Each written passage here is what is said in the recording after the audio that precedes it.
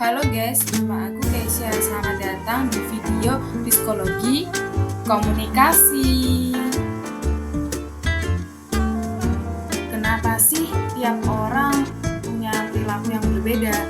Ada yang kalem, ada yang ambisius, ada yang mudah marah loh.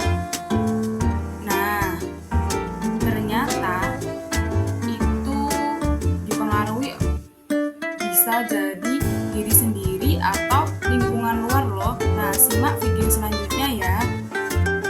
Di video selanjutnya kita akan menjelaskan tentang perilaku apa aja yang mempengaruhi manusia.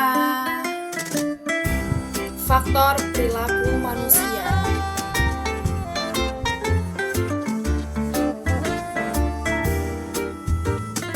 Perilaku manusia adalah segala tindakan, respon, dan aktivitas yang dilakukan seseorang dalam kehidupan sehari-hari. Dalam psikologi komunikasi, perilaku ini menjadi hal penting karena menentukan bagaimana seseorang berkomunikasi, menafsirkan pesan, dan merespon lingkungan sosialnya. Boleh dilihat gambar di atas ini.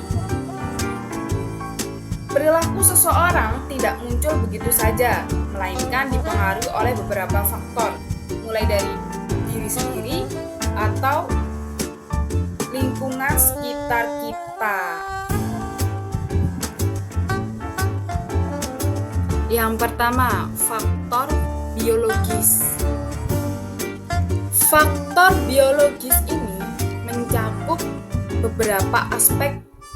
Yang pertama, aspek genetik, kedua, sistem saraf hormon, dan serta kondisi fisik seseorang. Apa sih yang dimaksud aspek genetik? Aspek genetik adalah kecenderungan komunikasi bawaan. Kalau bawaannya pemalu, introvert kayak gitu. Kalau sistem saraf itu memproses pesan, cara mengelola pesan dengan cepat. Kalau hormon itu kayak kita berbicara dengan orang, kadang senang, kadang enggak.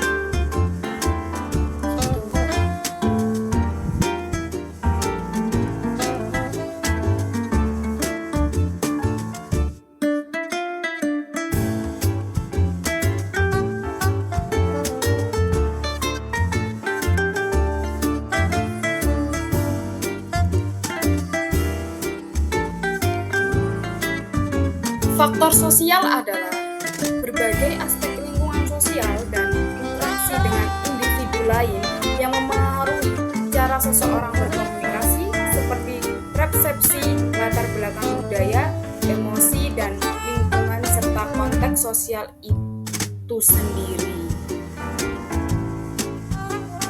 Contohnya, lingkungan sosial seperti keluarga, teman, budaya, dan nilai masyarakat sangat membentuk perilaku seseorang. Misalnya, atau contohnya, mahasiswa dari keluarga yang suportif biasanya lebih terbuka dan komunikatif dibandingkan yang tumbuh di lingkungan penuh konflik. Dan norma sosial juga menentukan perilaku komunikasi, seperti cara berbicara kepada orang lain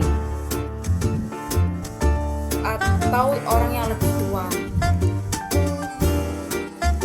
Faktor lingkungan adalah semua unsur eksternal yang mempengaruhi cara seseorang memahami dan merespon pesan, termasuk lingkungan fisik atau kebisingan, tata letak ruang, dan lingkungan sosial atau budaya sosial, kondisi keluarga, serta gangguan seperti bencana alam.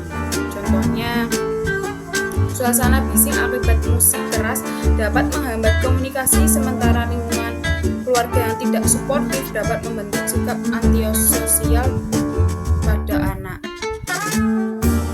Atau lebih simpelnya, kalau di lingkungan sekitar, contohnya kita meniru gaya berpakaiannya orang barat, pasti kita akan ikut-ikut, itu keren. Contohnya lebih simpel di kehidupan sehari-hari kita.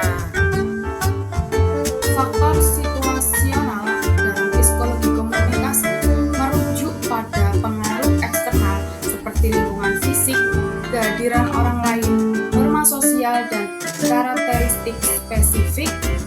situasi itu sendiri yang membentuk cara kita berkomunikasi dan bereaksi terhadap pesan. Contohnya, perbedaan gaya komunikasi antara rapat di kantor versus bersama teman, di mana lingkungan dan audiens mempengaruhi pilihan kata dan sikap kita. Jadi kalau rapat itu kita harus profesional meskipun itu tuh teman kita sendiri. Mari kita lihat contoh nyata dalam kehidupan sekitar kita. Seseorang yang bernama Ali berasal dari keluarga broken. Sejak kecil ia sering melihat orang tuanya bertengkar sehingga terbiasa menutup diri dan jarang mengekspresikan pesan. Saat keluar dari lingkungan rumah, dia sulit membangun relasi sosial, yang mudah tersinggung dan sering merasa tidak percaya diri atau kurang pede ketika berkomunikasi dengan teman-temannya. Dengan analisis gambar di atas atau dengan analisis di kehidupan sehari-hari dalam psikologi komunikasi, hal ini menunjukkan bahwa pengalaman masa kecil atau faktor sosial dan psikologis berpengaruh besar terhadap perilaku komunikasi seseorang untuk membantu Alin seperti yang dibutuhkan di lingkungan yang empatik, dukungan sosial dan komunikasi yang terbuka agar ia kembali membangun kepercayaan diri dan dikelilingi oleh lingkungan yang sehat.